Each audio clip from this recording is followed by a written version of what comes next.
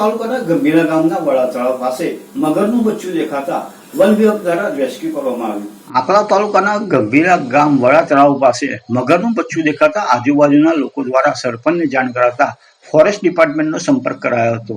દયા ફાઉન્ડેશનનો પ્રમુખનો સંપર્ક કરવામાં આવ્યો હતો। દયા ફાઉન્ડેશનની ટીમ જઈને તપાસ કરવામાં આવી હતી અને મગરનું બચ્ચું દેખાતા ફોરેસ્ટ ડિપાર્ટમેન્ટને સાથે રાખીને તળાવમાંથી મગરના બચ્ચાને ભારે જહેમત બાદ રેસ્ક્યુ કરવામાં આવ્યા।